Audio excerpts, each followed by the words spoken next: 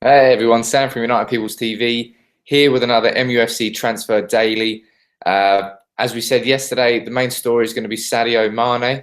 As everyone's pointed out to me, it's Mane, not Main. Sorry, Sadio.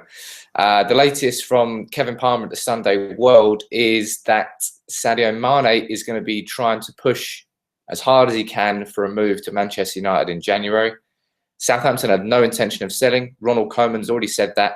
But as we've seen in the past with Schneiderlin, with Shaw, with Lallana, with Lovren, they've got a recent track record of selling their players and getting good money for them. But Southampton have a great ability to replace, as they've shown. They've not gone downhill since selling all those big players. Maybe they're not the strongest team that they were in like previous years, but they still got a great ability to replace from their academy. Like James Prowse is coming through, fantastic player. And I don't think they're scared of players and making the good profit that they want to make. And I think Mane is the next person for that.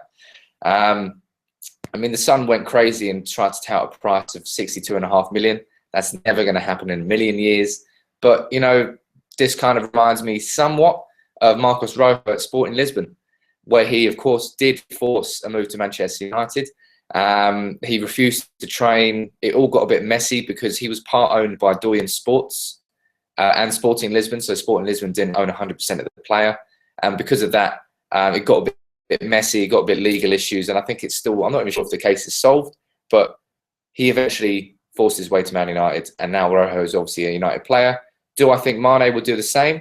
I'm not sure, but obviously there's been attitude and disciplinary problems in the last week, hence why he was left out of the Norwich game, and Koeman revealed it was the second time something like that had happened. So it's all sort of making sense. You can connect two and two and put it all together right now, and it looks like Mane is forcing the move. That's the reports that are coming out now. So it'll be very interesting to see over the next 7 days whether Mane is recalled into Southampton's team. If he's absent again, then I think real questions are going to be asked. But it all depends on whether Louis van Gaal really is interested in signing him, and I don't know why he wouldn't be. Real pace, Premier League proven, got goals in him, can play on the left, can play on the right. It's the sort of exact player we need to strengthen in the squad. As I said yesterday, Ashley Young against Swansea showed how important it is for a player with real pace to be playing on that right wing. As good as Juan Mata has been there this year, pace, you can't. I mean, look at Anthony Martial. He's ripping teams apart on the left. He made Swansea look silly the whole game because he just had pace and he wasn't scared to run at players with the ball. Mata is. So's, I don't know, Antonio Valencia.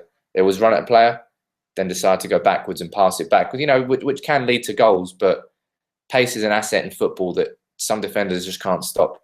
It's a very simple way of playing football, but sometimes it's the simple stuff that works. And right now, United just needs simple. So that's the latest on Sadio Mane. Something that's quite interesting as well is Nick Powell. Yesterday, reports came out said that he was potentially going on loan. Said a few Championship clubs were interested in him, including Preston North End. And Powell was actually absent completely from the squad, the under-21 squad last night that beat Tottenham Hotspur 3-1. He previously had played in the last 2 or 3 games, I believe, scored against Liverpool, and he obviously made his return from injury against the under-21s. And he'd also been involved in a couple of matchday squads, obviously came off the bench against Wolfsburg, and I believe he came off the bench against Bournemouth as well. Now he's missing from the under-21 squad. And for me, that means one of two things.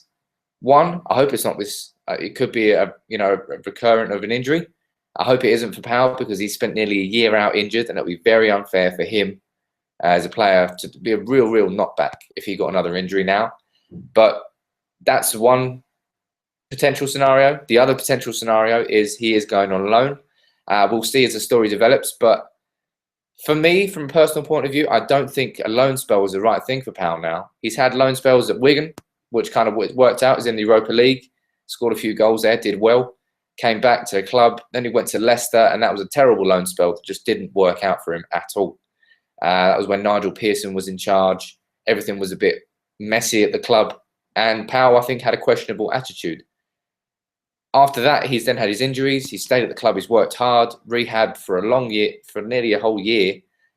And then to come back into Man United, play a couple of times for the under-21s and for the first team, and then go out on loan again, it's risky.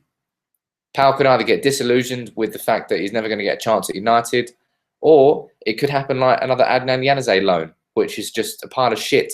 That's the only way you can describe his loan at Dortmund. It was what we all feared could happen, and it's happened. Januzaj is hardly getting any game time. Right now, Powell needs game time. And on the other hand, is he going to get that game time with the under-21s? I mean, they've hardly played any games at all this year. They played less than 10 games, I believe. So let me know in the comments below whether you think Powell should be going out on loan, and it is the right thing to do. You know, maybe if he does go to a high-level championship team like Brighton with James Wilson, maybe he can play every week, and maybe that would do him good.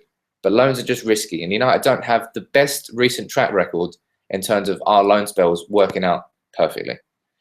That's it for today's MUFC Transfer Daily. I'm Sam. Please like the video. It always helps, guys.